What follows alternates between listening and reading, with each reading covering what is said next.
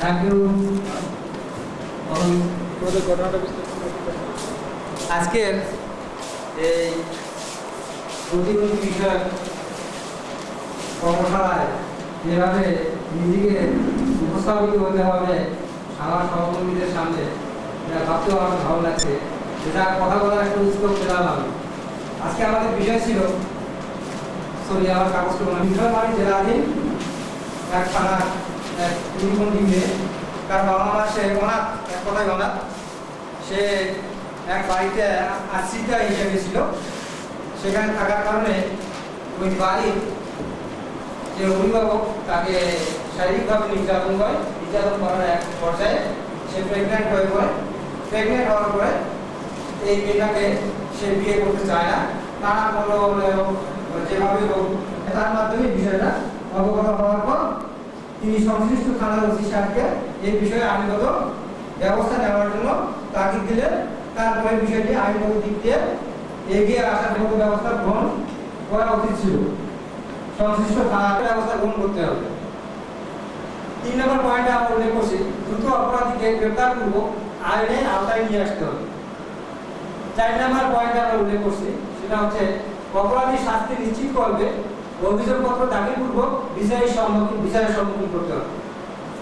আর সমাজসেবা অথবা প্রতিবন্ধী সংগঠনকে এই বিষয়ে অবহিত করতে হবে। তার কারণ হচ্ছে যে প্রতিবন্ধী সংগঠন যারা যে সমস্ত আছে বা অন্যান্য আমরা দেখি জেলা পর্যায়ে বিভিন্ন সংগঠন সেখানে থাকে, সেই সংগঠনগুলোর কাজে হচ্ছে সবার সেবা করার জন্য, ব্যবস্থা নেওয়ার জন্য আমরা ব্যবস্থা গ্রহণ করে থাকি।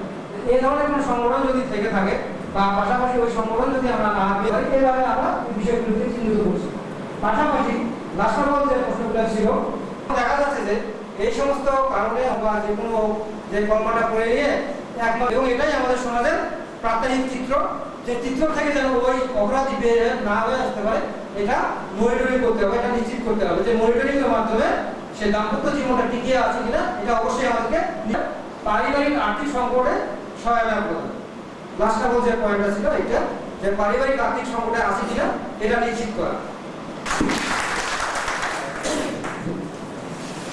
ধন্যবাদ।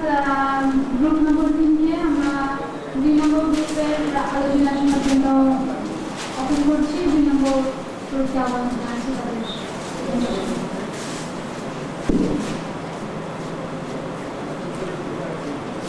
আমাদের যে ঘটনাটা নিয়ে রিপোর্ট সেটা আমি করে শোনাই।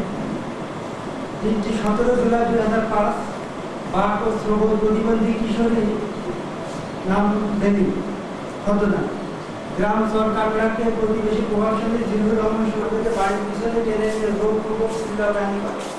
আসামি হাতে হাতে ধরা পড়ে। যাকে প্রভাবশালী রাজনৈতিক দলের পরিবার হয় তাকে ছেড়ে দেওয়া হয়। 4 দিন কিশোরী চিকিৎসার কাজে অতিবাহিত হওয়ার পর সামাজিক চাপ উপেক্ষা করে সমবেত হয়ে উপজেলা নির্বাহী কর্মকর্তাদের উপর সারা এবং থানার সম্মুখে প্রতিবাদ প্রদর্শন করে। পরে স্থানীয় পত্রিকাগুলিতে ঘটনার বিস্তারিত সংবাদ প্রকাশিত হয়। এরপর আসামির আত্মীয়স্বজনরা বিষয়টি বিচার ব্যবস্থা করতে থাকে। আসামির আত্মীয়স্বজনরা রাজনৈতিক নেতা হওয়ার স্থানীয় চেয়ারম্যানের কাছে যেতে বাধ্য করে। এই ঘটনার পর থেকে নির্যাতিতার খাওয়া দাওয়া ছেড়ে দেয় এবং মৃত্যুর জন্য আত্মীয় প্রকাশ করতে থাকে। একদিন কাক ডাকা ভরে বাড়ির সবাইকে ঘুমন্ত রেখে বের হয়ে আত্মহত্যা করি। এরকম চিন্তাতে সারাদিন বাড়ি না ফিরে অবস্থায়। এরপর থেকে সে ভয় নিকটস্থ তার সদস্য ভূমিকা। 1 নম্বর পৌর চেয়ারম্যানকে প্রতিবন্ধী ব্যক্তিরা বিষয়টি জানালে তিনি বললেন, এখন বিষয়টি থানায় চলে গেছে, আমার করার কিছু নেই। অথচ তার সাথে ব্যবহার পর থেকে বেরিয়ে খাওয়া দাওয়া ছেড়ে দিয়েছি। 2 নম্বর কি হলো, সুষ্ঠু বিচারের জন্য থানায় আসামি গ্রেপ্তারের নির্দেশ দিয়েছেন। 3 ওসি গ্রেপ্তার করলেও আসামি গ্রেপ্তার করেনি।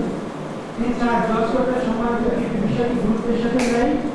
নারী ও শিশু নির্যাতন গবেষণা সম্পর্কে কর্তৃপক্ষের প্রতিনিধির উপস্থিতিতে রিপোর্ট করেছিল এবং মেয়েটি বিচারের পক্ষে জনমত সৃষ্টি ছিল। আদালত থেকে আসামির বিরুদ্ধে ক্রিয়ার যে ইস্যু জেলা প্রশাসনের ঘটনা দ্রুত বিচার হলো বলে আশ্বাস একটি চিঠি তার বড় ভবিষ্যৎ 24 ঘন্টার মধ্যে আসামিকে গ্রেপ্তার করার কথা নির্দেশ এবং পালন করা হয়নি।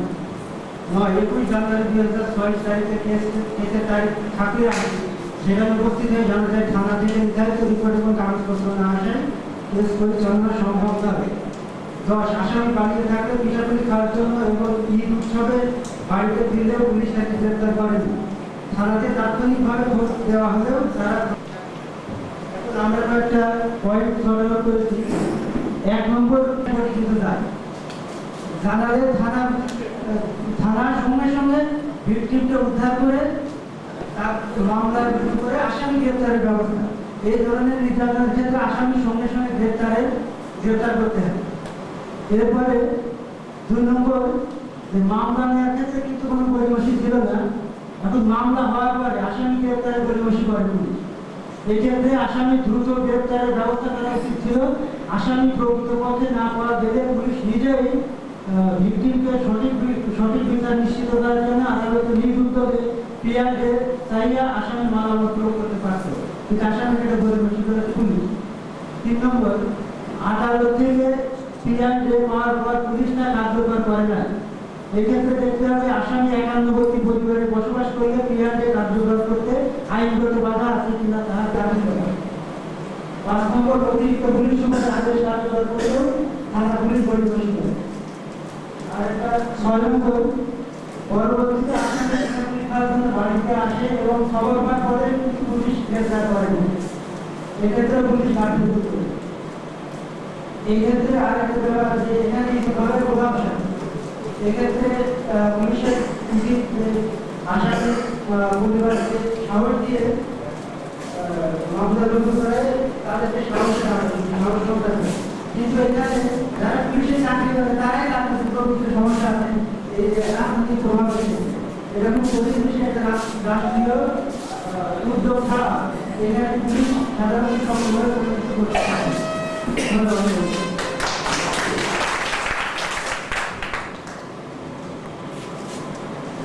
পেয়ে গেছি, শেষ মুহূর্তে যেটা পেয়ে গেছি সেটা মিলে গিয়েছে আমরা রাষ্ট্রীয় উদ্দেশ্যতার সাথে সাথে কিনা। আমি যে কথাটা বলেছিলাম রাষ্ট্রীয় উদ্দেশ্যতা প্রতিবন্ধী নারীদের জন্য বাধা, আর আপনি যেটা বললেন যে রাষ্ট্রীয় উদ্যোগ যদি নেওয়া হতো তাহলে কিন্তু প্রতিবন্ধী নারীকে বিচার পেত। এখনো বিচারটি আদালতে আছে, এখনো আমি যা পেতে যাচ্ছে গ্রুপ নম্বর 3 সেটা কিন্তু এখনো পর্যন্ত ঝুলন্ত অবস্থায় আছে, আসামি মেনে নিতে যাচ্ছে, কিন্তু আমরা এখনো আসামির মেনে নিতে যাওয়ার কাছে হার মানিনি, কারণ আমাদের বক্তা উপস্থাপক বলে দিয়েছেন যে এক্ষেত্রে ওদের কাছে দুটি করে আছে, তার মধ্যে থেকে বলবেন আসলে এই ভূমিকা থাকা উচিত ছিল। ধন্যবাদ।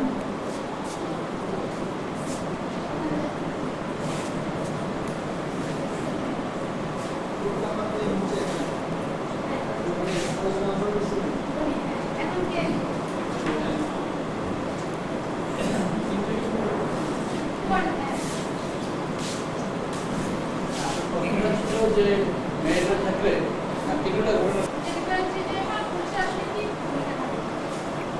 আসলে আইনের বিধান তো সবার জন্য সমান, যেহেতু প্রতিবন্ধী নারীর জন্য বিশেষ কোনো বিধান নাই, সেহেতু যে প্রচলিত আইন আমাদের দেশে বিরাজমান আছে, কার্যকর আছে, এর সাথে সাথে ঘটনাটা যাওয়ার সাথে সাথে সে তাৎক্ষণিকভাবে ঘটনাস্থলে যাবে, আইনগত ব্যবস্থা গ্রহণ করবে, অপরাধীকে গ্রেপ্তার করবে, গ্রেপ্তার করে সেই আসামিকে বিচার নিশ্চিত না হওয়া পর্যন্ত সে মনিটরিং এর ব্যবস্থা করবে, যে সাক্ষী প্রমাণ হাজির করা, সাক্ষীদের যথাযথভাবে সাক্ষী যারা প্রদান করে এবং সেটা পুলিশের পক্ষ থেকে সেগুলোকে পাবে।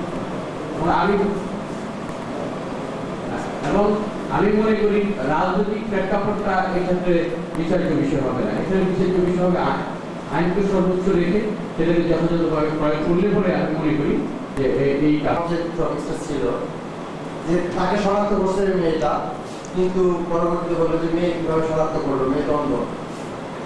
আসলে আমাদের আইনে কিন্তু কিছু কিছু ক্ষেত্র আছে এখন কিন্তু সেরকম এর আগে হয়তো ছিল না, এখন কিন্তু ডিএনএ টেস্ট চলে আসছে, যেহেতু এই মেয়েটা তাৎক্ষণিক কিন্তু আদালতে গ্রহণযোগ্য হতো। যদিও এখনো পর্যন্ত আমাদের দেশে এই মানে এটা এই এভিডেন্সটা করে নাই, কিন্তু এটার জন্য সিস্টেম চলছে এবং প্রক্রিয়া চলছে। যদি এরকম কোনো থাকতো তাহলে এখনো পর্যন্ত সেই মামলাটা কাজ করানো যেত, মামলাটা চলতে পারে। দিয়ে রেহাই করে যে পুলিশের আসলে একটা ভূমিকা ছিল, ছোট ভূমিকা নেওয়া উচিত ছিল পুলিশের। যেহেতু সে আনসার সদস্য, সে আমাদের সাথে কাজ করে সবসময়, হয়তো আমরা সেরকম ভাবে এই বিষয়টাকে বিবেচনা করেছি। যেরকম নাম হতে আনসার সদস্য করে নাই, এই মেয়েটা আনসার সদস্যটাকে পাঠাতে যাচ্ছে, আমরা কোনো মোটিভ নিয়ে কাজ করবো না। আমরা যদি পুলিশ যদি সেরকম ভাবে কাজ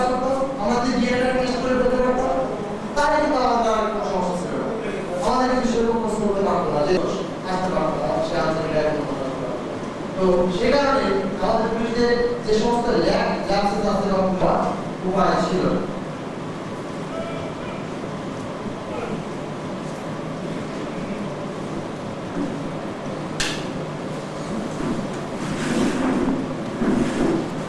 এখানে তিনটা ঘটনায় প্রতিবন্ধী গরিব লোক এই ধরনের কেসে কোনো গুরুত্ব দেওয়া হয়নি। বড় বড় ভায়োলেন্স বা বড় মানবিক রিপোর্ট এইসব কিছুতে কিন্তু সঠিক এবং গুরুত্ব ব্যবস্থা গ্রহণ করে বিচারের ব্যবস্থা করা হয়।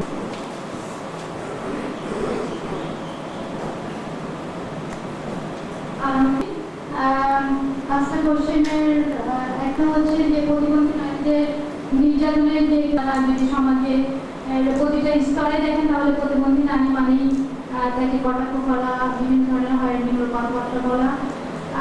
3 নম্বর হচ্ছে কোনো ধরনের নির্যাতনের শিকার হলে প্রশাসনিক সহযোগিতা না পাওয়া। প্রশাসনিক সহযোগিতা বলতে আমি যেটা বুঝিয়েছি যে সেই প্রতিবন্ধী নারীর পাশে যদি আমরা না দাঁড়াই কোনো প্রতিবন্ধী সংগঠন, তাহলে কোনো থানায় কেস গ্রহণ করতে চায় না, এমনকি আসামি ধরা তো দূরে থাক, প্রতিবন্ধী সংগঠন পাশে থাকতেও।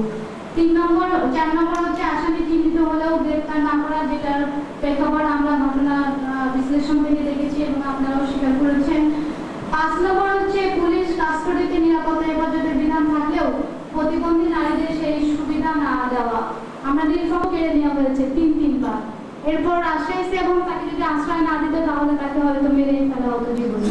এরকম একটা হুমকির মুখে আমরা অনেক রিস্ক নিয়ে প্রতিবন্ধী নারীদের জন্য কাজ করি। যদি থানা লেভেলে বা জেলা পর্যায়ে যে কাস্টডিগুলো আছে নিরাপত্তা হেফাজতে প্রতিবন্ধী নারীদেরকে রাখা যায়, তাহলে প্রতিবন্ধী নারীরা বোধহয় এতটা নির্যাতনের শিকার হয় না বলে আমি মনে করি। তো এই নির্যাতনের বিষয়গুলো আমি আপনাদের সামনে রাখলাম। আমি পাশে রেখেছিলাম কি হতে পারে পুলিশের ভূমিকা একটা কোশ্চেন।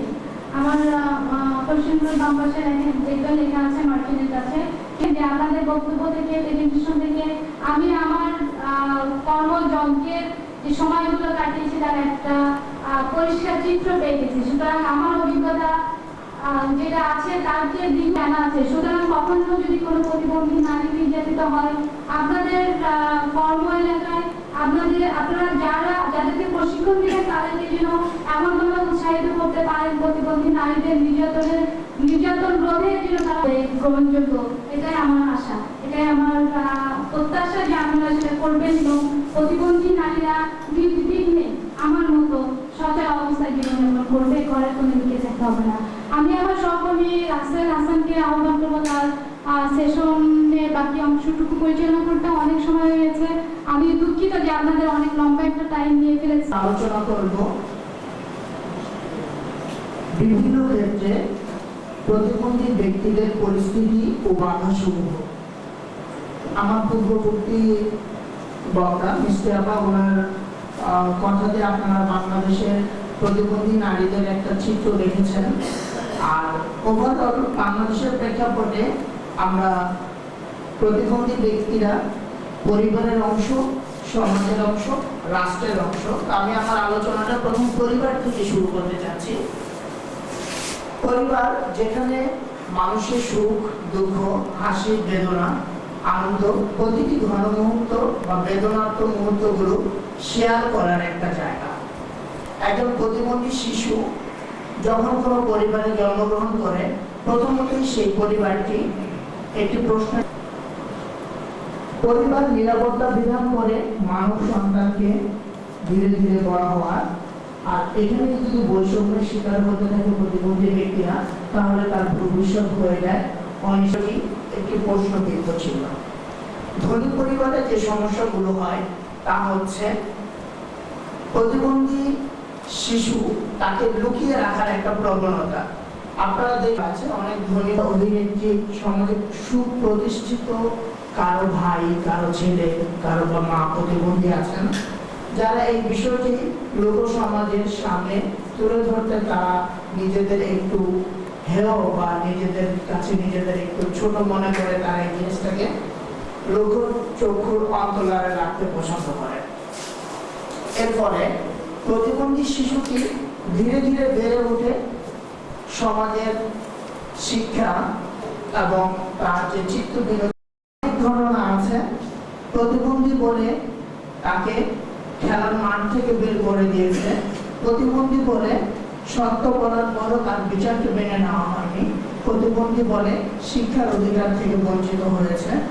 তো এই সামাজিক যে নিয়ম, প্রচলিত যে নিয়মগুলো আছে, এই নিয়মগুলোর বিরুদ্ধে আমাদের কোনো নাগরিক, বাংলাদেশের কোনো নাগরিক প্রতিবন্ধী বলে যাতে তাকে হেয় না করা হয় সামাজিকভাবে। যেমন আপনারা কিছুক্ষণ আগে বলছিলেন যে নারী বা প্রতিবন্ধী ব্যক্তিদের যে কটাক্ষ যে ব্যাপারগুলো থাকে, এরপর আসে পরিবার, সমাজ, শিক্ষা।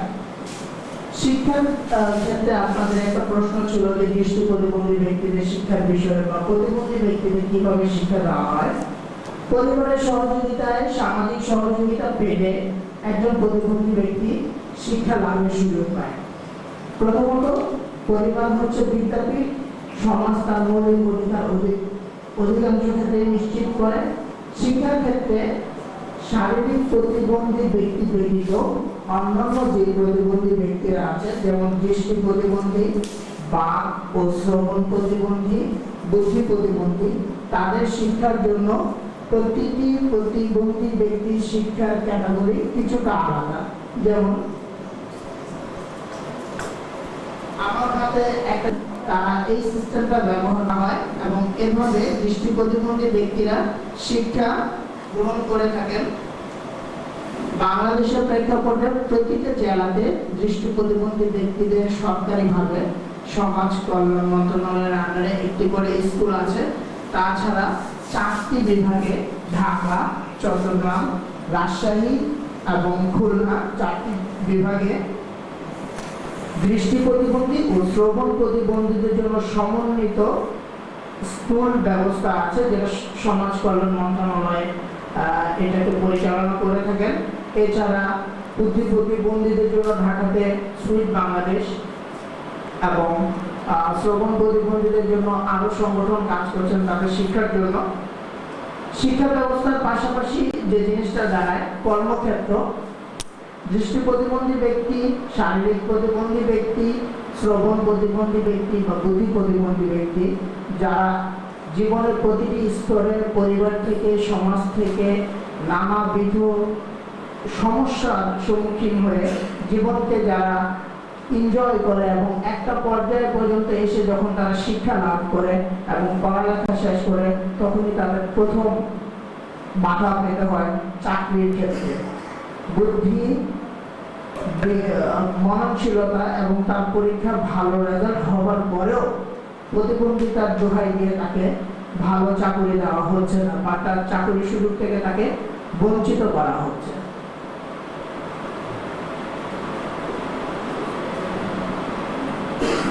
তো আমরা পুলিশ প্রশাসনের কাছে আমাদের প্রতিবন্ধী ব্যক্তিদের জন্য করণীয় কিছু সুপারিশমালা আমি আপনাদের সামনে তুলে ধরছি। পারিবারিক সমস্যা জনিত কারণে কোনো প্রতিবন্ধী ব্যক্তি যখন আপনাদের আইন শৃঙ্খলা বাহিনীর শরণাপন্ন হবেন, বিষয়টি আপনারা সহানুভূতির সাথে দেখবেন।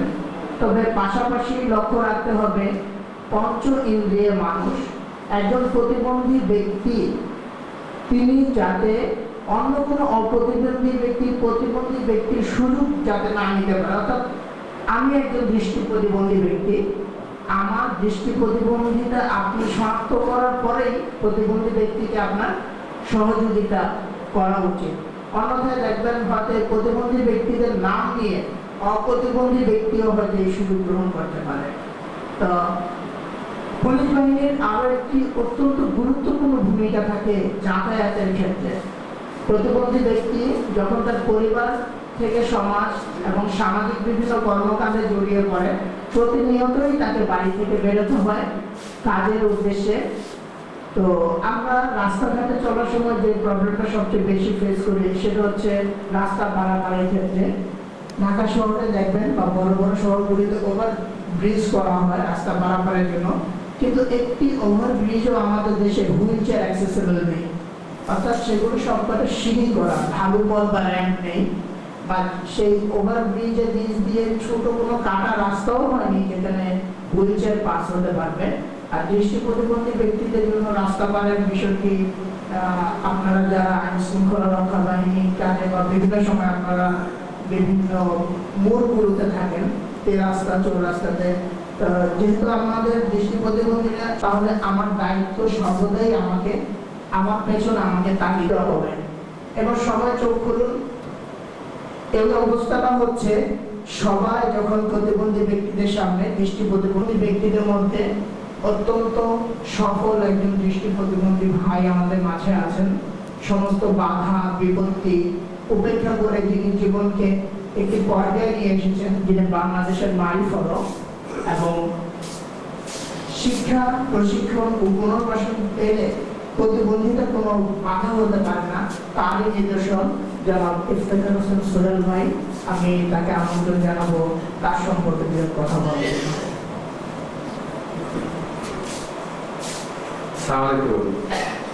আসলে অনেক কঠিন কঠিন কথাবার্তা হচ্ছে অনেকক্ষণ ধরে।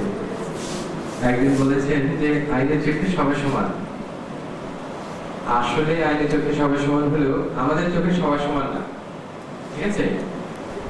মনে করেন আমি এক জায়গায় দাঁড়িয়ে আছি আর আপনারা যে কোনো একজন উইথ ড্রেস দাঁড়িয়ে আছেন, আমার কাছ থেকে যা আছে সব নিয়ে চলে যাবে। আমাদের কাছে কিন্তু আপনারা একটা অন্য রকম। আপনাদের কাছে আমরা নিরাপত্তা চাই, আপনাদের কাছে আমরা সহযোগিতা চাই। এখন ব্যাপার হলো যে আমার ব্যাপারে বলতে বলেছে, আমি তো সকালের সেশনে বলেছিলাম আমি বিভিন্ন ক্যাসেটে সঙ্গীত পরিচালনা করেছি, তারপরে সঙ্গীত পরিচালনা করছি আপনার টেলিভিশনে বিভিন্ন চ্যানেলে কিবোর্ড প্লে করছি, তারপরে আপনার আপনাদের কথা বলি, আপনাদের যে পুলিশ উইক যেটা হয় প্রতি বছর হয়, প্রায় প্রতি বছর কমিশনার ওনার নেতৃত্বে হয়েছে, ফাঁকি সাহেব ছিলেন। এবারটাও সামনেটা আমাদের করবো। তো ওরকম ভাবে পিওয়াই সিদ্দিকী সাহেবের নাম শুনেছেন, আইজি সাহেব ছিলেন আপনাদের, ওনার ক্যাসেটটা আমার করা। হ্যাঁ, তো আপনাদের সাথে আমার অনেক ভাবে যোগাযোগ আছে। তো যেমন ধরেন আমাদের কাজের একটু উদাহরণ দিই, একটা গান হয়তো আপনার ছোটবেলায় শুনেছেন, সূচনা কেমন আছো, তারপর মনি কিশোরের যতগুলো গান আছে, কি ছিলে আমার, তারপরে রূপের মাইয়া, তারপরে এই জাতীয় অনেক অনেক দুঃখ ভরা জীবন মনির খানের। তারপরে আপনার একটা বন্যার উপরে গান করেছিলাম মনির খানের কিছুদিন আগে। আমি পর্যাপ্ত সুবিধা পেয়েছিলাম, যার জন্য আজকে আমার কোনো বাধা পাইনি, পরিচিত আমি আজকে এই পর্যায়ে আসতে পেরেছি। যে আমি গান শিখেছি, শিখেছি, তারপরে ক্রিকেটে কাজ করছি, তবে আমার অনেক বাধা ছিল। আমার অনেক না, আমার কিন্তু অনেক বাধা দিয়েছে। মানে আমার পরিবার বা আমার সমাজে যতটা বাধা দিয়েছে, আমি যখন কাজ করতে এসেছি সেখানে অনেক বাধা দিয়েছি। তো সেগুলো আস্তে আস্তে আস্তে আস্তে আমি একটা পর একটা ওভারকাম করে এসেছি, একটা পর একটা। আজকে যার জন্য হয়তো আপনার সামনে আজকে আমি বেশি কথা বলবো না, সেটা রমনা হয়েছে। তো আপনারা রাস্তাঘাটে একটা কথা বলি, আপনাদের দোয়ায় আমি বহু কালচারাল টিমের বাইরে গিয়েছি। বাইরে আপনার হুইল চেয়ার পার্সনদের জন্য যেমন আপনার অ্যাক্সেসিবিলিটি আছে, আরো উঁচু হয়ে গেছে। এরকম অনেক ব্যাপার আছে। আমরা ওই যে ইয়ে দিয়ে চলে গেছি, কি বলে, কিন্তু লাঠি বলি না, সাতচুরি বলি না, আমি এটাকে বলি আমার অস্ত্র। আমি হুইল চেয়ার পার্সন হোক, যদি রোগী প্রতিবন্ধী হোক, যে ধরনের হোক, তাকে আপনারা আইনগত সহায়তা দেবেন এবং আপনারা প্রশিক্ষণ দিচ্ছেন। আপনারা এই কথাগুলোকে একটু যদি বাকি যাদেরকে ট্রেনিং দিবেন, আপনারা এই কথাগুলো ইনকর্পোরেট করে আপনাদের ট্রেনিং এর মধ্যে আমার মনে ভালো হবে। আমার শিখবো। Thank you.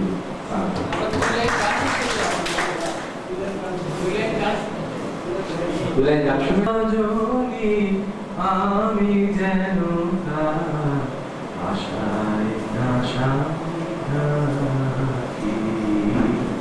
দিবস রজনী, আমি যেন আশায় আশায়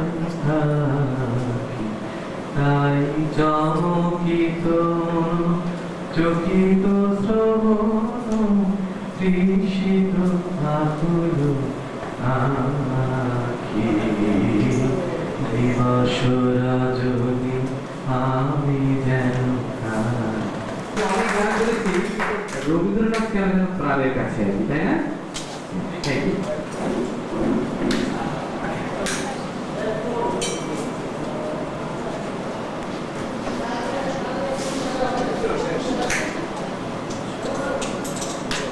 তো আমরা আমাদের সেশনের শেষ পর্যায়ে চলে এসেছি।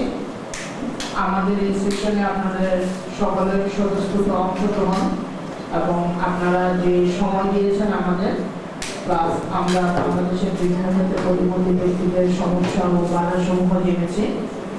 আমরা আশা করব যে এই বিষয়টা আপনারা আপনাদের চিন্তায় মাঝে আপনারা ঠাঁই দিবেন, তাহলে আপনাদের মধ্যে থেকে অনেক ইনোভেটিভ মেসেজ চলে যাবে আপনাদের ডিপার্টমেন্টে আরো উপরে, হ্যাঁ, এবং এটা থেকে ভবিষ্যতে আরো ভালো কোনো রেজাল্ট বেরিয়ে আসবে। পরিশেষে আমি আমার সহকর্মী মিস্ত্রি আমাকে দুয়ের কথা বলে শেষ করে দেওয়া ইচ্ছা করবে না, তাহলে আগামীকাল আমরা সকাল 10টায় আবার শুরু করি। সকাল 10টায় আজকে সারাদিন কি করলাম তার ছোট্ট একটু রিক্যাপ নিয়ে তারপরে আগামীকালে সেশন শুরু করব। সুতরাং আমরা শেষ করতে পারি। সবাইকে অসংখ্য ধন্যবাদ যে অসীম মনোযোগ ছিল আপনাদের এখানে, আপনারা ধৈর্য ধরেছেন এবং আমাদের বক শুনেছেন সারাদিন। ধন্যবাদ সবাইকে। কাল সকাল 10টায় দেখা হবে আবার। ধন্যবাদ। আর সবাই হ্যান্ডআউটগুলো নিয়ে যাবেন দয়া করে। আজকের সেকেন্ড সেশনের হ্যান্ডআউটগুলো দিয়ে দেওয়া হবে। হয়তো একটা দেওয়া হচ্ছে, 2টা নোট পাবেন। আজকের সেকেন্ড সেশনে 2টা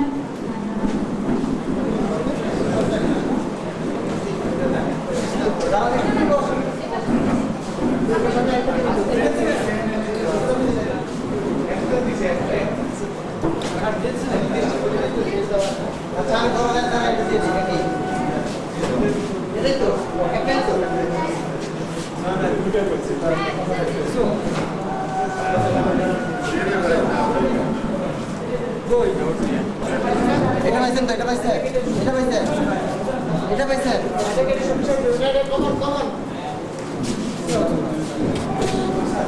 এটা পাইছেন না? এটা যে নির্যাতিত নারী, নির্যাতিত নারী।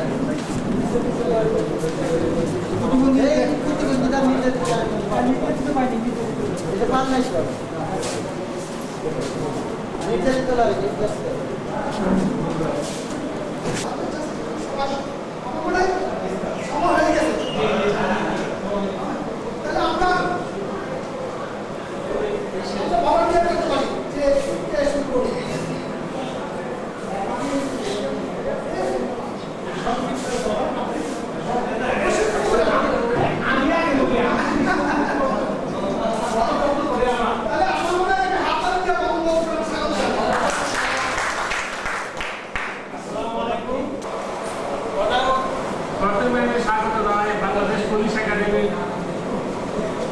মাননীয় প্রিন্সিপাল সাহেবকে নিয়ে এই ধরনের যে একটা অনুষ্ঠান করে আমাদের সুযোগ করে দিয়েছেন।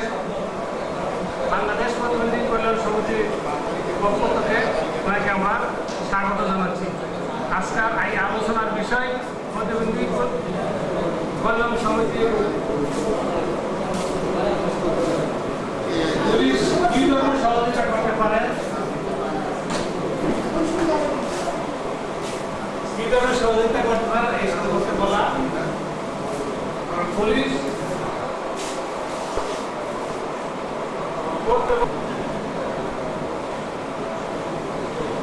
সবার কাছে আমি অনুরোধ রাখবো, কিন্তু এখন আমরা বসে আছি।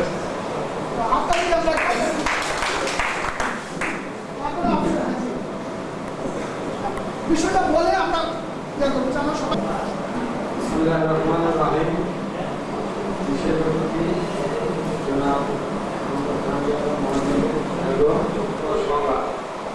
প্রতিবন্ধিতা একটি বিবেচনা আনা হয়েছে, সেটা হচ্ছে প্রতিবন্ধী অর্থ এমন ব্যক্তি যিনি জন্মগতভাবে বা রোগাক্রান্ত হইয়া বা দুর্ঘটনা আহত হইয়া বা অপচিকিৎসার জন্য অন্য কোনো কারণে দৈহিক বিকলাঙ্গ বা মানসিক ভারসাম্য হারান।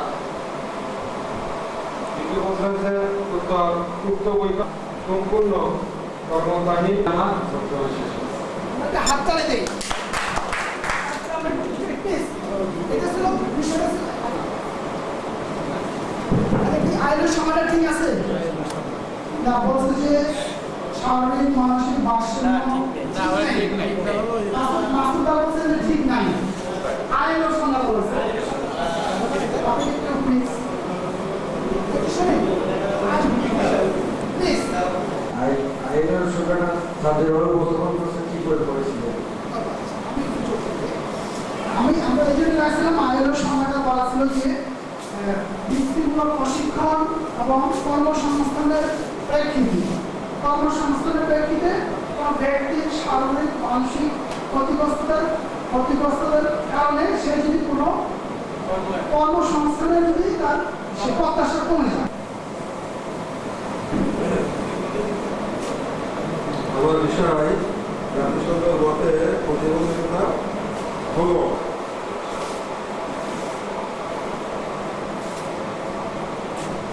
প্রতিবন্ধকতা বলতে বোঝায় যে ব্যক্তি আংশিকভাবে অপূর্ণ কোনো ব্যক্তি যা সমাজের সমাজ জীবনের প্রয়োজন চাহিদা পরিবার অসমাপ্ত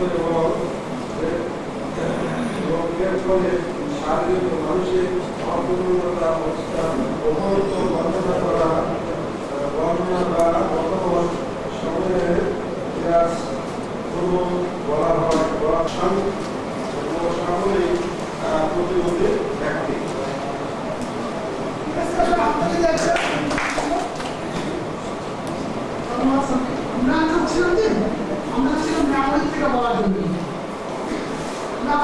পর্যায়গুলো যদি জানতে চাই তাহলে আমরা কি করব? পর্যায় হচ্ছে তিনটি। একটা হচ্ছে কেউ কি আপনারা বলতে পারবেন পর্যায় তিনটি কি কি? আমি তিনটে বলে দিয়েছি। তিনটি পর্যায় কি কেউ বলতে পারবেন আপনারা? পর্যায় তিনটি হচ্ছে জন্মের পূর্বে, জন্মের সময় এবং জন্ম পরবর্তী সময়ে যে যার প্রতিবন্ধী হয় এইটি হচ্ছে প্রতিবন্ধীর পর্যায় আর কি। যেমন জন্মের পূর্বে কিভাবে প্রতিবন্ধী হতে পারে আপনারা কি কেউ বলতে পারবেন? জন্মের পূর্বে একটা প্রতিবন্ধী হওয়ার সম্ভাবনা পুষ্টিহীনতা, মায়ের স্বাস্থ্য, তারপরে আপনি বলেন হ্যাঁ, তারপরে আচ্ছা আঘাত, আচ্ছা তারপরে আপনি বলেন জন্মের পূর্ববর্তী কিভাবে হতে পারে? হতে পারে আত্মীয় স্বজনের মধ্যে, নিজের আত্মীয়ের মধ্যে, নিকটত্বের মধ্যে বিয়ে হলে সেটা হতে পারে। আর রক্তের আরেকটু পরিমাণে যে আমরা কিন্তু সবই মোটামুটি নিজেদের জেনেটিক্সের কারণে যেগুলো আছে সেটা আমরা কিন্তু মোটামুটি জেনে গেছি যে আমরা নিজেরাই জানি যে পূর্ববর্তী কিভাবে হতে পারে, আর জন্মের সময় কিভাবে হতে পারে এটা কিন্তু আমরা জানি। বলেন তো একদম, আপনি বলেন তো জন্মের সময় কিভাবে হতে পারে?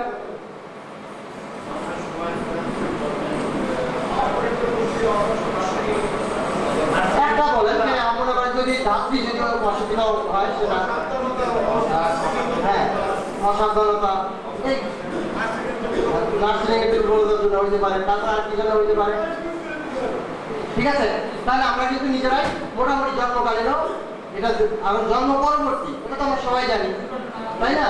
যে কোনো সময় দুর্ঘটনা ঘটতে পারে, অ্যাক্সিডেন্ট হইতে পারে, প্রাকৃতিক দুর্যোগ হইতে পারে, ঠিক আছে? তারপরে যে কোনো ধরনের অসুস্থ হওয়ার কারণে আমরা হয়ে যেতে পারি। তাহলে আমরা কিন্তু মোটামুটি সবাই এই পর্যায়গুলো সম্বন্ধে মোটামুটি আমাদের জ্ঞান আছে, কিন্তু আমরা সেটা যদি সাজায় বলতে পারি তাহলে কিন্তু আমাদের আর কোনো সমস্যা থাকবে না। ঠিক আছে, ধন্যবাদ। আমাকে একটু আগায় দিয়েছে আরেকটু বেশি, যারা এই শিক্ষা পাইছেন তাদের জন্য আরেকটু সহজ হবে এখন বলার জন্য। ধন্যবাদ। তারপরে আমরা সিরিয়াল আসতে বলতেছিল সবাই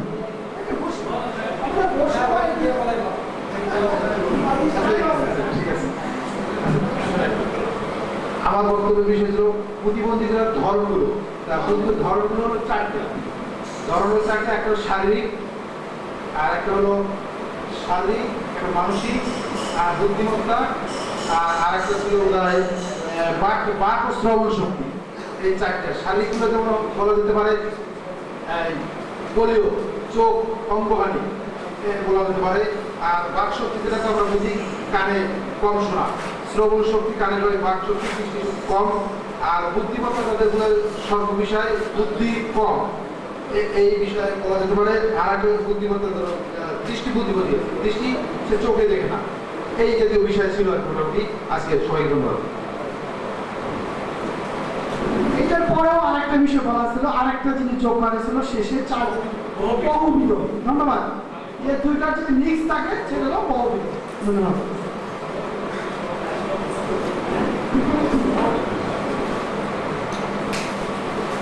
আজকের এই কর্মশালা আয়োজিত অনুষ্ঠানে বিজ্ঞাপনের পরবর্তী পর্যায়ে কথা বলার সুযোগ দেওয়ার জন্য আমি তাদেরকে ধন্যবাদ জানাচ্ছি, সেই সঙ্গে আমার ডেলিভারি দেওয়ার জন্য যে আমি যদি বক্তব্য দিতে পারবো সেজন্য আপনাদেরকে সকলকে আমার সাদর সম্ভাষণ জানাচ্ছি।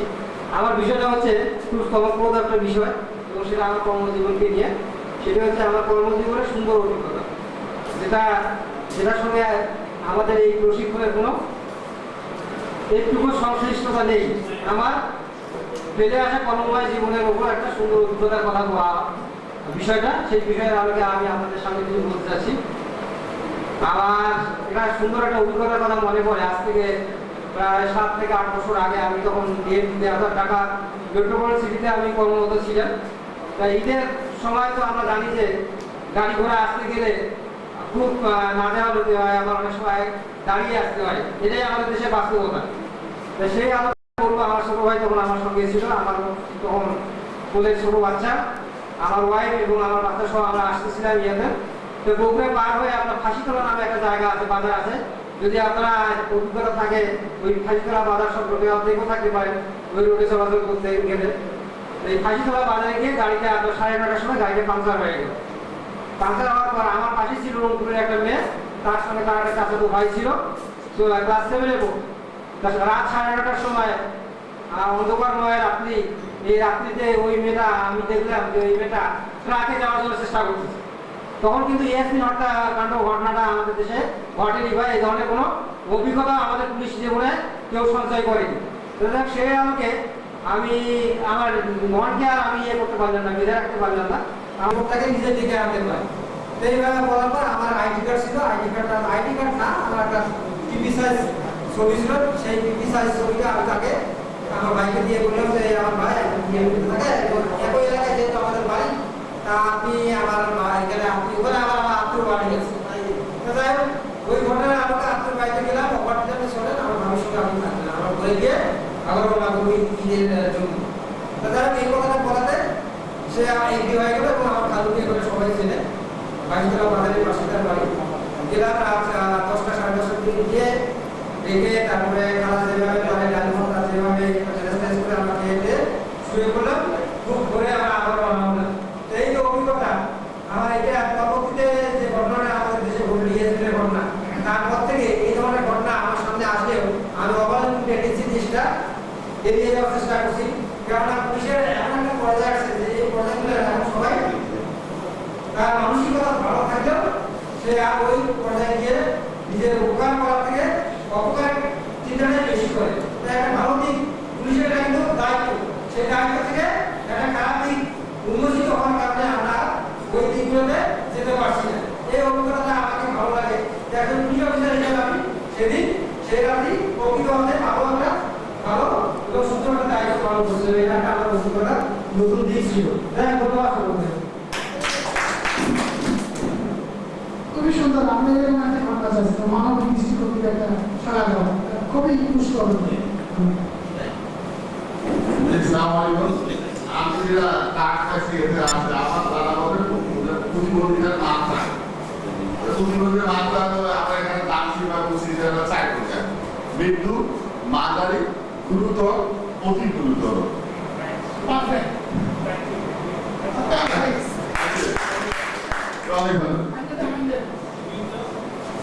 আমার বিষয় আছে, আমি একটা গান করবো, গান তো কোনো গান জানি না,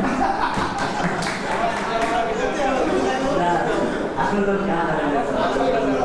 ঠিক আছে, তাহলে আসছেন মানে এটাই হয়ে যায়, মানে আমরা সিরিয়াল 10-এর হওয়ার কথা ছিল, আমরা হয়ে যাবে এখন। অন্য কিছু বলতে পারি কি আমরা এই প্রেক্ষাপটে গানের থেকে আমরা কবিতা আসতে পারি, কবিতা থেকে অভিনয় আসতে পারি,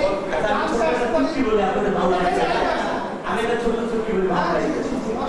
মানে এক লোক পানিতে পড়ে খুব দাপাদাপি করছে এবং চিৎকার করতেছে, আমি সাঁতার জানি না ভাই, আমি সাঁতার জানি, মানে সাঁতার জানা না সে, ভাই আমাকে বাঁচাও বাঁচাও বলে সে খুব চিৎকার করতেছে। পানিতে একটা ছোট বাচ্চা তার বাবার সাথে হেঁটে যাচ্ছে, বাবাকে জিজ্ঞেস বাবা এই করতে চিৎকার করতেছে কেন? বাবা বলতেছে ওই ছেলেটা আবার সাইকেল চালানো জানে, বলতেছে যে ওই লোকটা সাঁতার জানে না, কিন্তু এরকম চিৎকার করতেছে পানিতে পড়ে। বলছে বাবা আমিও তো সাইকেল চালানো জানি না, কিন্তু আমি তো এরকম চিৎকার পারি না। Thank you.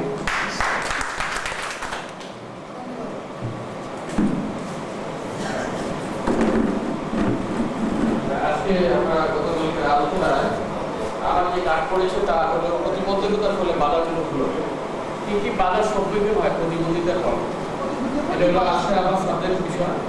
তো প্রতিবন্ধী বলতে কি বোঝায়, এর মধ্যে আপনারা বুঝেছেন যে একটা প্রতিবন্ধী ব্যক্তি এই ধরনের কোনো শিশুর জন্ম হয় এবং সে আস্তে আস্তে বেড়ে ওঠে, তখন পরিবারের মধ্যে অন্যান্য সদস্যের সাথে তাকে আলাদা চোখে দেখা হয়।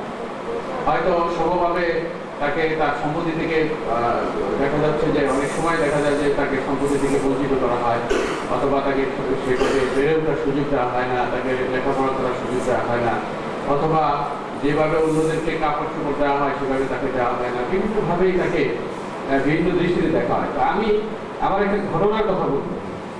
আসলে সময় তো সংক্ষিপ্ত, তবু আমি ঘটনাটা বলি। আমার এক বোনের একটি প্রতিবন্ধী বাচ্চা ছিল। তো সে তাকে চিকিৎসার জন্য, তাকে সেবা শুশ্রূষা করার জন্য এমন কোনো ডাক্তার কবিরাজ নাই যেখানে সে তাকে নিয়ে যায়নি।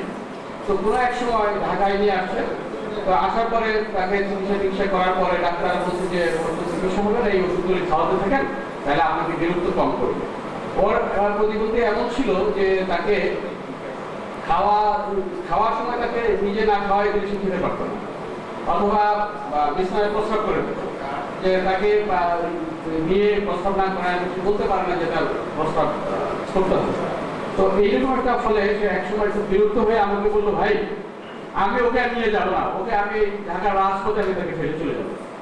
তো আমি বললাম যে দেখি তুমি পারো কিনা সেটা, কিন্তু সে পারে না, মানে তার মা। তারপরে সে তার বয়স 18 বছর যখন হইল তখন সে মারা গেল। মারা যাওয়ার পরে আমাকে খবর দিল। আমি যখন তাকে টেলিফোন করলাম তখন আমার বোনের চিৎকার যে আমার কুল জুড়ে তো আমার ছেলে সারাক্ষণ আমার কাছে ছিল, শোয়ার সময় আমার শরীরের মধ্যে পা না কিছু ঘুমাতে পারতো না।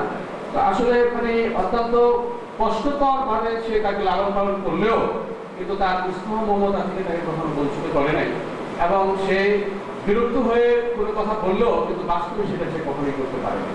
তো সুতরাং পরিবারের একটা দৃষ্টিভঙ্গি এখানে আমি মনে করি যে অত্যন্ত পজিটিভ থাকা দরকার এক্ষেত্রে। কারণ একটা লোক সে তো আর জানে না জন্ম থেকেই তাকে আল্লাহ এইভাবে দিয়েছেন।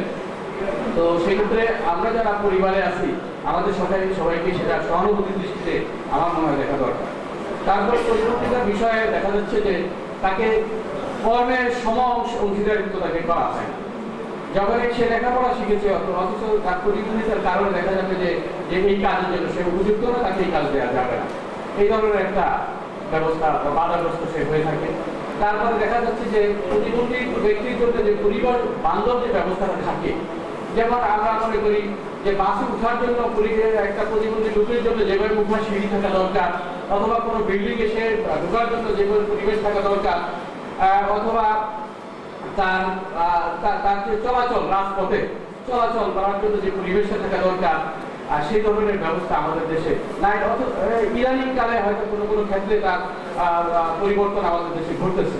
এছাড়াও দেখা যাচ্ছে যে বিভিন্ন পেশাজীবী আছে যারা এই প্রতিবন্ধিতার বিষয়ে তাদের মধ্যে সেই ধরনের কোনো অভিজ্ঞতা নেই, যে অভিজ্ঞতার কারণেও অনেক সময় তারা অবহেলিত হয়ে থাকে প্রতিবন্ধী ব্যক্তিরা।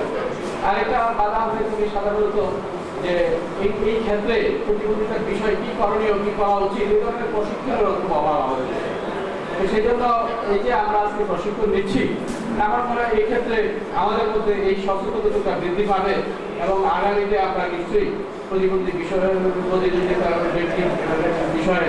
আমরা আমাদের যেসব বাধাগুলি আছে সেগুলি অতিক্রম করার চেষ্টা করব। পুলিশ হিসাবে আমরা মনে হয় যে আমরা আমাদের সমাজে আমরা যেহেতু নিরাপত্তা দিয়ে থাকি, যেই পরিবার থেকে এবং সমাজ থেকে যে বাধাগুলি আসে সেগুলি অপসারণ আমরা নিশ্চয়ই সহযোগিতা করতে পারি। ধন্যবাদ সকলকে।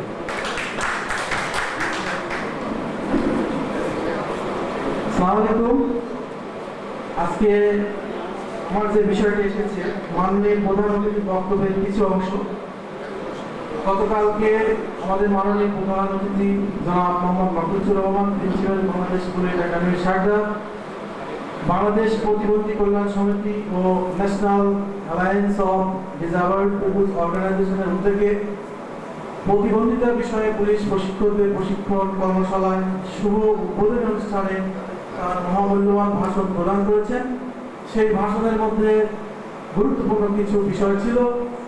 বিশেষ করে তিনি তার বক্তব্যে পুলিশ প্রশাসনের দৃষ্টিভঙ্গি আজকের এই প্রতিবন্ধীদের প্রতি নতুন একটি অধ্যায় এবং নতুন একটি দৃষ্টিভঙ্গি।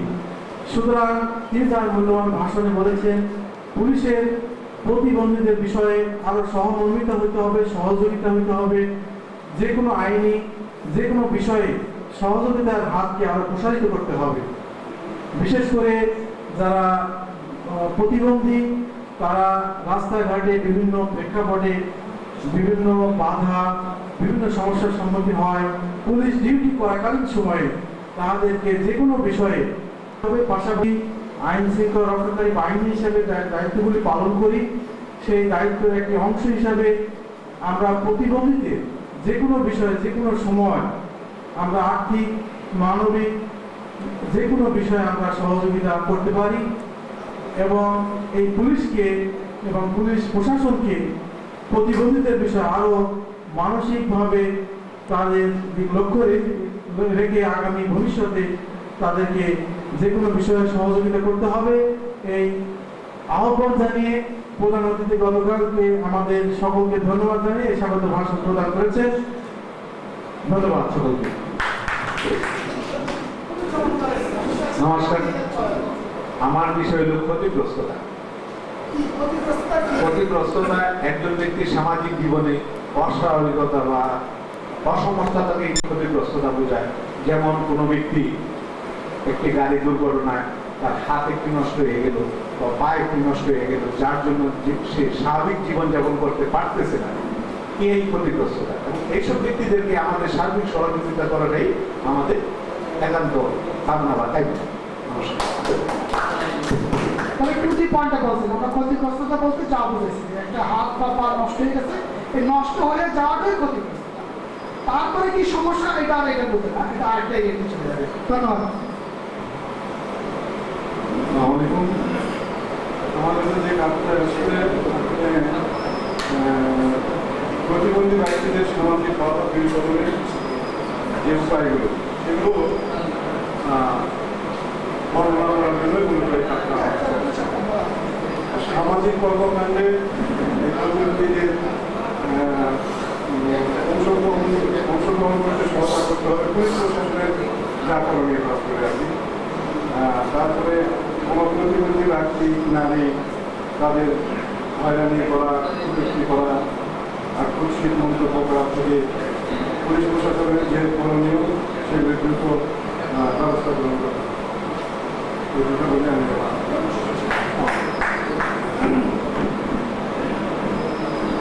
আসসালামু আলাইকুম। আমার কাছে যে কাজটা আসছে সেটা হচ্ছে বাংলাদেশ প্রতিবন্ধিতা কল্যাণ আইন 2001 অনুসারে প্রতিবন্ধিতা বলতে কি বোঝায়। বাংলাদেশ প্রতিবন্ধিতা কল্যাণ আইন 2001 অনুসারে জাতীয় নীতিমালা 1995 অনুসারে প্রতিবন্ধী বলতে জন্মগত রোগাক্রান্ত হইয়া বা রোগাক্রান্ত হইয়া বা শারীরিক বিকলাঙ্গ হওয়া, উক্ত রোগের ফলে স্থায়ী বা আংশিকভাবে কর্মক্ষমহীন এবং উক্ত রোগের ফলে শারীরিকভাবে বা মানসিকভাবে স্থায়ীভাবে কর্মক্ষম। জি,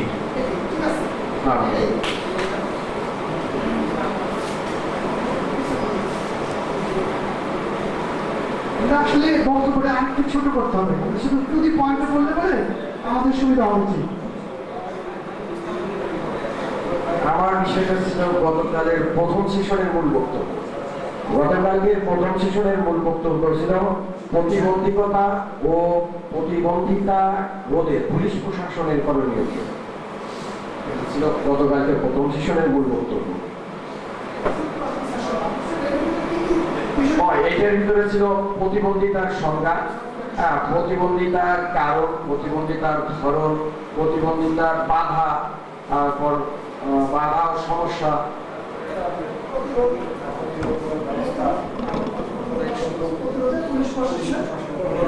তাই প্রতিবন্ধী ব্যক্তিদের জীবনযাত্রার উন্নয়নের মাধ্যমে তাদের রাষ্ট্রীয় উন্নয়নের মূল স্রোতধারাকে সম্পৃক্ত করার ক্ষেত্রে পুলিশ প্রশাসনকে পূর্ণ সহযোগিতার প্রয়োজন। সকলের আন্তরিক প্রচেষ্টার ভিত্তিতে একত্রীভূত বৈষম্যমূলক অধিকার সমাজ ব্যবস্থা যেখানে সকল নাগরিকের জন্য সমান্তরাল ব্যক্তি পূর্ণ মর্যাদা লাভ করবে।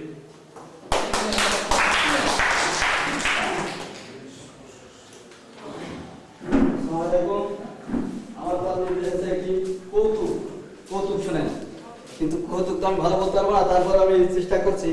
আমার ছোট ভাই আমার সঙ্গে ঢাকা যেতে চায়, বারবার শোনানো সত্ত্বেও সে শুনছে না। তখন আমি বারবার বলছি যে দেখো ঢাকা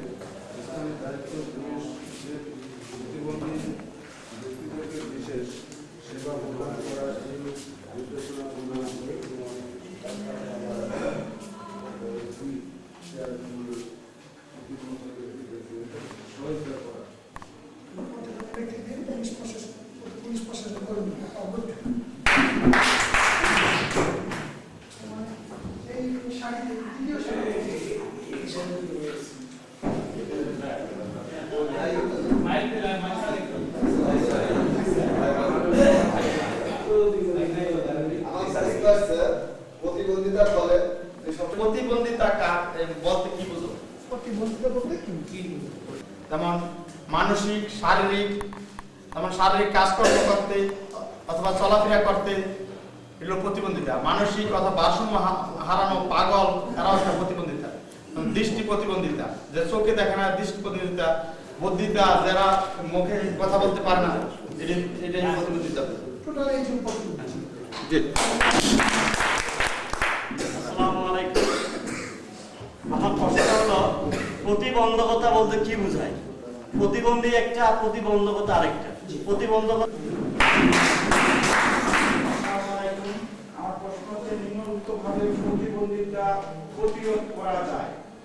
এখন প্রতিবন্ধিতা প্রতিরোধ করার যেটা প্রতিবন্ধী এসে গেছে, এটার প্রতিরোধ করা আমরা যারা অপ্রতিবন্ধী আছি, যারা ভালো আছি, তাদের প্রতিবন্ধীদের সঙ্গে ভালো আচরণ এবং তাদের ভালোভাবে লেখাপড়ার ব্যবস্থা এবং আর্থিক সাহায্য করতে হবে। এইভাবে প্রতিবন্ধীদের প্রতিরোধ করা যায়। সহযোগিতা করে নিলাম।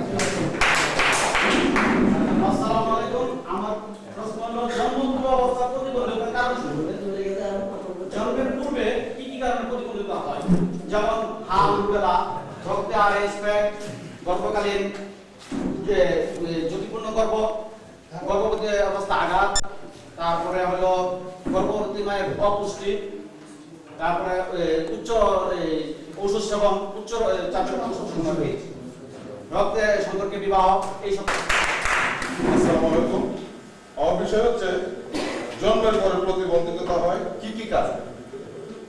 কয়েকটা পয়েন্ট আছে।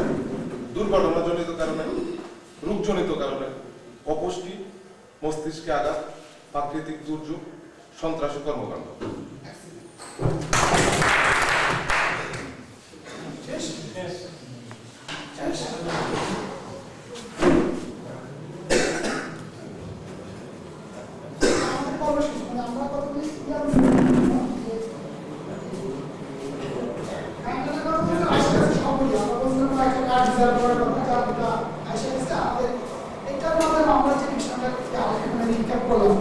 গতকালের বিষয়টা আমরা এখানে নিয়ে আসার চেষ্টা করছি, যতটুকু পারা গেছে। আমাদের কাছে আমার গতকালের অনেক জিনিসগুলি ভালো গেছে। আমার হাতে সময় আছে এখনো 10 মিনিট আর কি।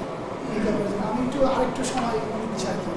যেমন আমাদের কাছে আমরা কালকে প্রতিদিন আমরা ট্রেনিংয়ে যারা আসি, আমাদের প্রতিদিন নর্মস মেনটেন করতে, ট্রেনিংয়ের পর আমরা নিজের একটু বসা, আবার পুরো টিম নিয়ে আজকের জিনিস ভালো কী হলো, মন্দ কী হলো, আরও কীভাবে কালকের জন্য কীভাবে আরও রিস্ক করা যায়, এগুলো আমরা রাতে বসি, সবসময় বসি, সব জায়গায় বসি। আমরা বসলাম কালকে, আমরা বসার পরে আমাদের জিনিস আমার একটু মেমোরাইজ আমাদের কাছে এখানে জায়গায় যেখানে পুলিশের উদ্যোগের বক্তব্য থাকে বলেই থাকে যে পুলিশ আগের মতো নয়। এখন পুলিশের কাজ সেবা তো আগেও করতো, এবং সেবাটা এখন সেবাই সেবা। এবং পুলিশের মধ্যে যে অভিযোগ বক্স তোলা থাকতে সবাই থাকে, ওইটা অভিযোগ বক্স দেওয়া আছে যে জনগণের অভিযোগ দেওয়ার জন্য, এবং এটা বেশ সচেতনতা আসছে। আমি এই জন্য আমরা জিনিস বলি যে ভালো কাজের মানুষ অনেক রাষ্ট্রীয় অনেক আছে, আমরা আপনারা সেটা শরীর আর কি অংশীদার। এই জন্য আমরা এই বক্তব্যগুলিকে কাজে এগুলো রাখার জন্য বুঝতে পারি, যেটা আমাদের এই ক্যাম্পের মধ্যে অনেকের মাধ্যমে আমরা পেয়ে গেছি। এটা একটা জিনিস। আর হলো আর কিছু বক্তব্য না থাকলে আমরা বিলম্ব হয়ে গেছে, আমরা একটু দিব। আমি আরেকটা জিনিস একটা জিনিস আমরা একটু একটা জিনিস করি, আমার কিছু সময় আছে পাশে এইটা একটা জিনিস আমরা একটা সলিউশন।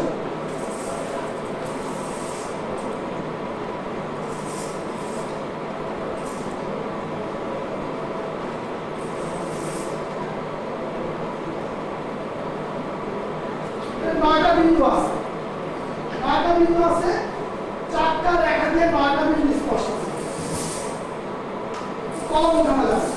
যেমন দাগ দিয়ে 4টা রেখা দিয়ে 9টা বিন্দু স্পর্শ আমরা খাতায় লিখা করতে পারি, চেষ্টা করতে পারি, করা যায় কিনা চেষ্টা করে খাতা দিতে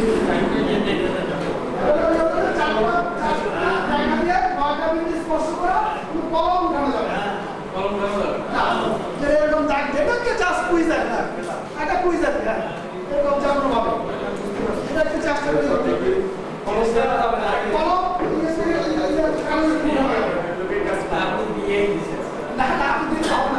আমাকে 9টা রাখাই স্পষ্ট করতে, আমি তো দিলাম এগুলো হবে কিনা প্লিজ চারটা রাখাতে 9টা দিন স্পষ্ট। এটা ঠিক না দিচ্ছে, এটা দেখা যাবে এরকম কলম উঠানো যাবে, ভেতরে দিব কলম উঠানো যাবে।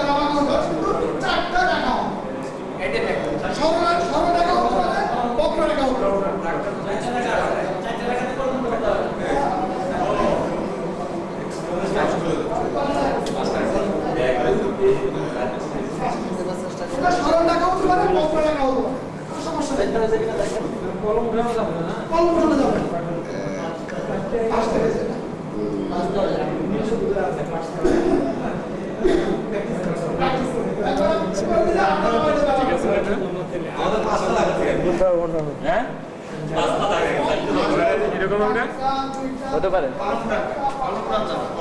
আসতেছে না। আচ্ছা ঠিক আছে, আমরা চলে আসি না, আমরা চাইছি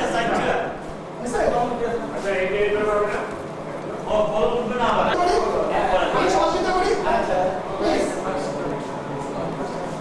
এটা এরকম না, এটা কিন্তু একটা কুইজ আছে না, খেয়াল রাখতে হবে এটা সব, এটা যেহেতু বোর্ডে দেওয়া আছে এটা অবশ্যই সরল জিনিস হবে না, এটা অবশ্যই প্রথমে হলে এটা সরল জিনিস হবে না, আমি এখান থেকে শুরু করে এখানে শেষ করবো হবে না, এটা প্রথম সলিউশন হলো এটা। তাহলে আমাদের বিকল্প চিন্তা আসে প্রথম সলিউশন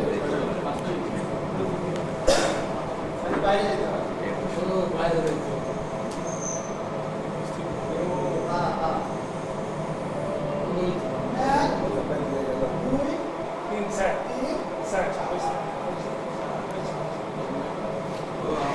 বাইরে যাওয়ার চিন্তা করি। আমরা এই পয়েন্টটাতে একটু আলোচনা করতে চাই, যেহেতু সময় আছে। চিন্তা করছে বাইরে যাওয়ার চিন্তা করি নাই, যে আমাদের জ্ঞানের পরিধিকে আরো প্রশস্ত করতে হবে। যেটা আমরা এখানে বসে আছি এর বাইরেও আমাদের যাইতে হবে সবসময়। আমি যে পথে বসে আছি তার থেকে বাইরে আমাকে চিন্তা করতে হবে। মূল জিনিসটা এই যে আমাকে আমরা আপনার মধ্যে চিন্তা করে সবাই চিন্তা করছে এটা ভিতরে রেখে হবে না কখনো। প্রথম ওই হলো যেটাকে আমাকে বাইরে চলে আসলে বাইরে আমরা বাইরে যাওয়ার চিন্তা করি আমরা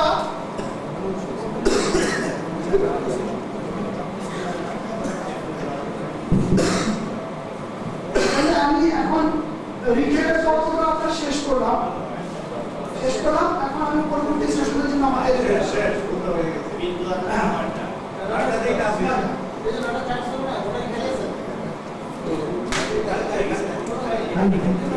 বাইরে যাওয়ার চিন্তা করে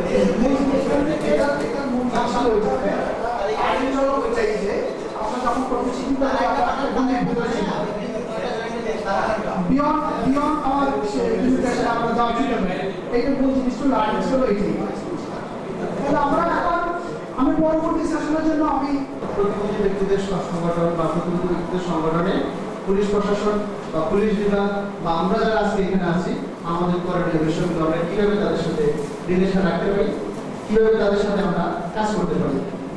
যারা সংগঠনে আছে বা প্রতিবন্ধী ব্যক্তিদের প্রতিনিধিত্ব করতেছে তারা বা এই প্রশাসনকে বা এই বিভাগকে কিভাবে সহায়তা করতে পারে এই বিষয়ে আমরা এখন থেকে শুরু করব।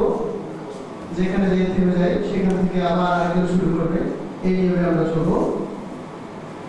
আমাদের গত 2 দিন আজকে যে সেশনে যে প্রথম সেশন এবং দ্বিতীয় সেশনে যে কথাগুলো হয়েছে বা আমরা শুনেছি এবং আজকে রিক্যাপে আমরা যে দেখেছি, প্রতিবন্ধী ব্যক্তিদের বাধা জেনেছি, প্রতিবন্ধী ব্যক্তিদের সমস্যা জেনেছি, প্রতিবন্ধী ব্যক্তিদের প্রতি আমাদের করণীয় জেনেছি, প্রতিবন্ধী ব্যক্তিদের প্রতি সামাজিক বাধা, পারিবারিক বাধা সব কিছু আমরা আলোচনা করেছি। এখন আমরা ওদেরকে সাহায্য করবো, সহযোগিতা করবো, তাদের অধিকার প্রতিষ্ঠা আমরা আমাদের অংশগ্রহণ নিশ্চিত করবো। আসলে কিভাবে করবো? আমরা প্রথম সেশনে জেনেছি বিশ্ব স্বাস্থ্য সংস্থার জরিপ মতে বাংলাদেশের 15,000 প্রতিবন্ধীদের শিকার। ডিসেবিলিটিস, পার্সোনাল ডিসেবিলিটি যে প্রতিবন্ধীরা ধরা পড়ছে তাদেরকে আমরা একেবারে সেবা দিতে পারবো? এটা কি সম্ভব? আমরা যারা এখানে এসেছি আমাদের সাথে কয়জন প্রতিবন্ধী আছে? এখানে আমরা যারা আছে এখন 4 জন আছে, একজন আংশিক, একজন হুইলচেয়ার পার্সন, একজন শারীরিক প্রতিবন্ধী আর একজন শারীরিক প্রতিবন্ধী। এখন প্রত্যেকে আমাদের কাছে আসছে, আমরা তাদেরকে দেখছি, জানছি। এরকম অনেক অগণিত যারা 41-60 মধ্যে বা 50-এর মধ্যে যারা আছে ছিলেন অবস্থা নানান প্রকারে পড়ে আছে, তাদেরকে আমরা কিভাবে নিজের কাছে নিয়ে আসতে পারবো বা নিজের একটু পাশে নিয়ে আসতে পারবো সেই কাজটুকু করার জন্য আমরা এগিয়ে আসতে চাই। কিন্তু একজনে করে কি সম্ভব? কখনো কি সম্ভব? সচেতনতা করবো, সবকিছু করবো, ঠিক আছে, আর কিভাবে করতে পারি?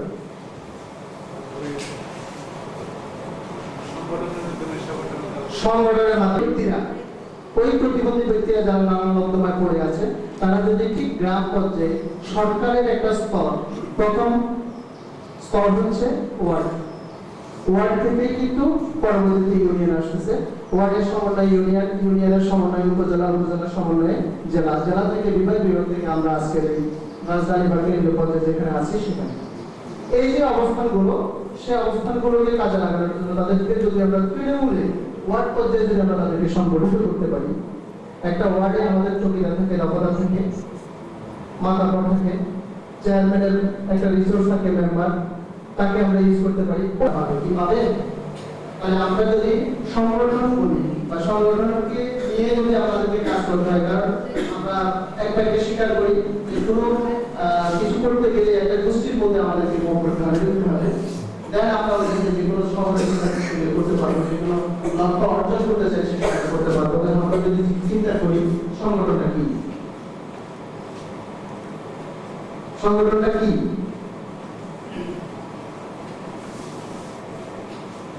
আমরা সংগঠনটা যদি একটু ভাবি, আপনি বলছেন সংগঠন, আসলে সংগঠনটা কি?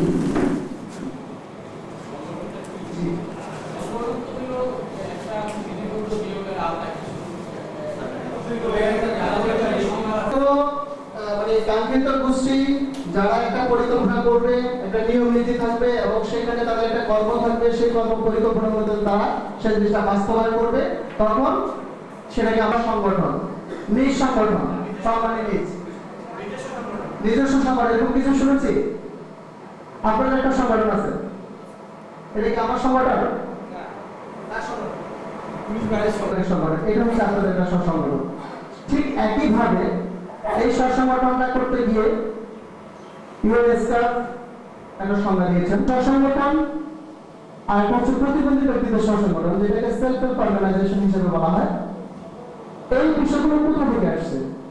আজকে প্রতিবন্ধী ব্যক্তিরা বিভিন্ন পর্যায়ে যেই বিষয়গুলো নিয়ে আমরা আলোচনা করছি, ঘরের কোণে পুরাতন কাপড়ের যে পোটলাটা থাকে, পুরাতন কাপড়ের পোটলাগুলো কিন্তু এক জায়গায় রাখে, মানে পরিবারের ঠিক ওরকম অবস্থানে বা অবমূল্যায়িত অবস্থায় সে বসবাস করে। পরিবারের অবস্থা কি তাই না? আমাদের এখানে ব্যবহার করবো, কিন্তু এমন কিছু সমাজ আছে না, ওই নিজেদের কথা যদি বলি, আজকের যে 3 বছর পরে যদি ওরা এরকম ঘটনা এভাবে নিতে আসে, 3 বছর পরে আমার মতো একটা লোকের সাথে ওনার পরিচয় হয়েছে, তার আমার মতো বা আপনাদের মতো তথ্য জানা লোকের কত দরকার, তথ্য কিন্তু আমরা ধরে রাখতে চলবে না। এই তথ্যগুলো কিন্তু আমাদেরকে কাজে লাগাতে হবে। এইভাবে মিজান ভাইয়ের মতো এরকম অনেক ভাই আছেন যাদের মধ্যে পারিবারিকভাবে একটু দুঃসম্পর্কের প্রতিবন্ধী আছে, তাদেরকে কিভাবে সহযোগিতা করবো সেটা কিন্তু আমরা অনেকেই তথ্য না জানার পরে 10 জন বলছি, যদি 10 জনে 2 টাকা করে দিয়ে যদি তাকে একটা পানের গুড়ে কিনে দিয়ে যদি রাস্তায় বসাই দিই, সে ব্যক্তি আবার আমার কাছে পান বিক্রি করে আমার কাছ থেকে 1 টাকা পাবে, 10 জনের কাছে বিক্রি করলে 10 টাকা পাবে। এভাবে কিন্তু আমরা হেল্প করতে পারি, সহযোগিতা করতে পারি, কিন্তু একটু ভিন্ন মতে আমরা কটুক করে যাচ্ছি কোনো না কোনো ভাবে। এই অবস্থাটাকে পরিত্রাণের জন্য শুধু আমি যদি সেই 5 বছর বয়সে যদি আমার বুঝতে বলতে যদি আমি প্রতিবন্ধী শব্দটা জানতাম, বাবা আমার কাছ থেকে যদি প্রতিবন্ধী বিষয়টা যদি জানতাম, তাহলে কিন্তু আজকে আবার নতুন করে প্রতিবন্ধী বিষয়টা কিন্তু জানতে হতো না, কি হতো? তাই আমরা পরবর্তী এত বছর পরে হয়তো সম্ভব মানুষের কাছে আমরা যেতে পারবো। তার মানে আজকে যেটা বলতেছি সেটা কিন্তু বাস্তবায়ন কালকে ইচ্ছা করলে কিন্তু অর্ধবেশ ভাই আমাদের এখানে আসতে একটা পরিচয় লাগবে, ইচ্ছা করলে একটা পরিচয় দিতে পারবো না, কারণ আমার সমাজের কথা চিন্তা করতে হবে। সরকারের সম্মিলিত প্রচেষ্টায় কিন্তু আমরা সেটা করতে পারবো। আর আমি বা আমরা যারা প্রতিবন্ধী ব্যক্তিদের সংগঠন, আমরাও ঠিক একইভাবে চাচ্ছি, আমরা একা যে কাজটা করছি সেই কাজটার সাথে আমাদের মতো মনের অনেকগুলো মানুষের দরকার, তাদেরকে আমরা পরপর সৃষ্টি করে যাবো। তাহলে আমাদের যে স্বপ্ন, আমরা যে সুন্দর সমাজের ভিত্তিতে এবং সকলের অংশগ্রহণের ভিত্তিতে সমাজ করতে চাচ্ছি, সেটা আমাদের সম্ভব হবে। আমরা এই ভবনের কথা বলছি, বাধার ক্ষেত্রে এসে এই ভবনে যখন আমরা যখন আসছি, বুঝে প্রদেশ ভ্রমণ করে যে কোনো মহল করছে সেগুলো করা, কিন্তু উনি কি সেটা করেছেন? এটি কিন্তু আমরা নিয়োগ করে করছি, আমরা এসে দেখেছি কত সালে 12 সালে একটা প্রতিষ্ঠিত 1912 প্রতিষ্ঠা হয়েছে, কিন্তু এই ভবনটা অনেক পরে। কিন্তু প্রত্যেকটা ভবনেই যখন আপনি যাবেন, আমরা যখন হুইলচেয়ার নিয়ে মুভ করেছি, কোনো জায়গায় কিন্তু হুইলচেয়ার পার্সন মুভ করতে মানে ফুল অ্যাক্সেস পাইনি, ফুল অ্যাক্সেসটা পাইনি। এটার কারণ হচ্ছে ওনাদের প্রতিবন্ধী ব্যক্তিদের সংগঠন প্রয়োজন।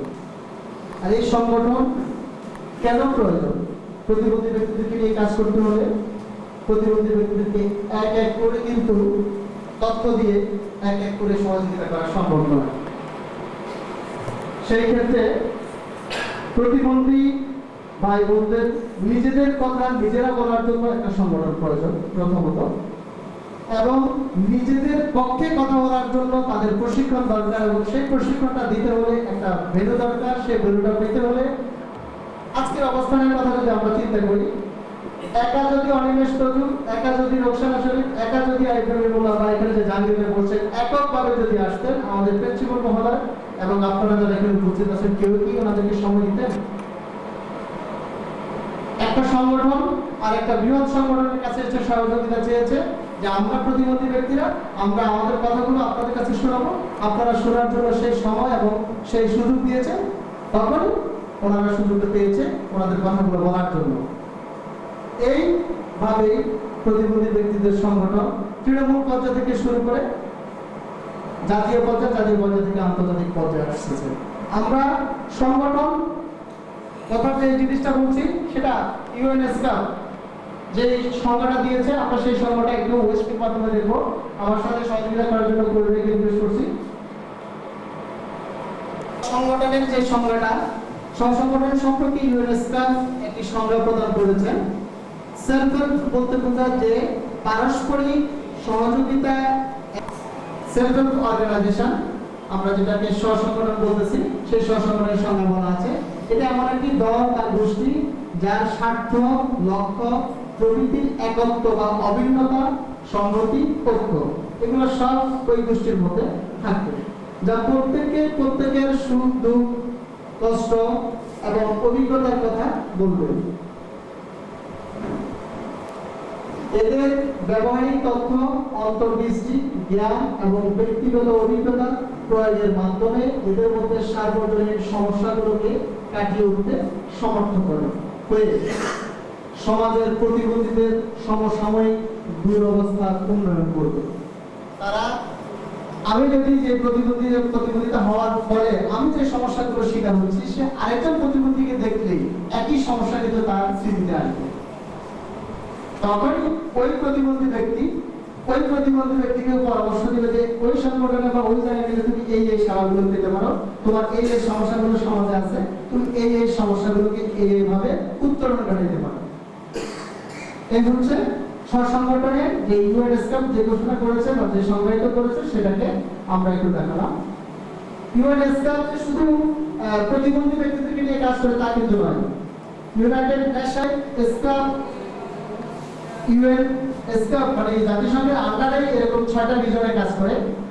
এখানে যদি আমাদের এই অঞ্চলে, এশিয়া প্রশান্ত মহাসাগরীয় অঞ্চলে আমাদের যে অঞ্চলটা, সেটা হচ্ছে স্কাপ হিসেবে তারা এটা ঘোষণা করে যে কিন্তু ইউনাইটেড নেশনের আন্ডারে কিন্তু ওই জিনিসটা চলে। আমরা বাংলাদেশের পক্ষ থেকে ওই সদস্য সংগঠন হিসেবে ওইখানে আমরা কিন্তু তথ্য দিতে পারি। সেখানে ব্যাংকক হচ্ছে ওদের স্কাপের অফিস, সেখান থেকে তারা তথ্যগুলো নিয়ে আন্তর্জাতিক পর্যায়ে আলোচনা করার জন্য তাদেরকে সমৃদ্ধভাবে সেখানে তথ্য পাঠাচ্ছে।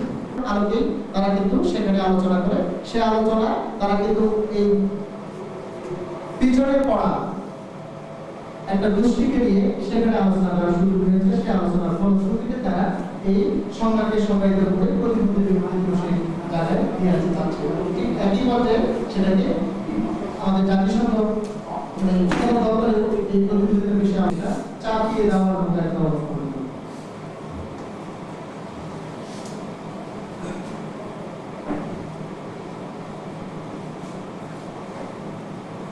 স্ব-সংগঠন দেখলাম, এখন প্রতিবন্ধী ব্যক্তিদের স্ব-সংগঠন আমরা কিভাবে বলি? প্রতিবন্ধী ব্যক্তিদের স্ব-সংগঠন বলতে ঠিক আগের মতোই সেলফ হেল্প বা প্রতিবন্ধী ব্যক্তিদের স্ব-সংগঠন একদল আত্মসচেতন অনুপ্রাণিত ব্যক্তি যারা সমাজে সমশ্রেণীর ব্যক্তিদের আত্ম-উপলব্ধি, এই ধরনের সংস্থা সকল পর্যায়ের প্রতিবন্ধী ব্যক্তিদের পারস্পরিক উন্নয়নে কৌশলসমূহ ও অধিকার পরামর্শের মাধ্যমে কার্যকরী সহযোগিতা প্রদান করতে পারে। সরাসরি কোনো কিছু না, আপনারা এইভাবে কাজ করবেন, এইভাবে কাজ করলে আপনাদের এইরকম একটা হবে, এই সেবা দরকার, এই সেবাগুলো কোনো জায়গায় পাওয়া যাবে, এই সেবাগুলো অমুক টেবিলে আছে, আপনি ওখান থেকে এই সেবাগুলো নিতে পারেন। এরকম পরামর্শ নিয়ে আলোচনা করে তারপরে তারা এই কাজটা করতে পারে। প্রতিবন্ধী ব্যক্তিরা জীবনযাপনে নিজেদেরকে সম্ভাব্য এবং দায়িত্ব গ্রহণ করতে সহায়তা করে। ওনার কাছে যে অবস্থাটা ওনার আছে, হুইলচেয়ার পার্সন, উনি একা দোতলায় উঠতে পারে না, ঠিক ওনার সামর্থ্য কোন তালা পর্যন্ত আছে, ওনাকে ওই তালা পর্যন্ত যাওয়ার মতো তাকে মানসিক প্রস্তুতি করে কিন্তু এখান থেকে পাঠিয়ে দেওয়া হয়। যে সর্বোচ্চ ক্ষমতা আপনার কাছে কি আছে, আপনি ব্যক্তি হিসেবে 2 হাত 2 পা সবকিছু ঠিক আছে, কিন্তু আপনার একটা জায়গায় সমস্যা আছে, সেই সমস্যাটাকে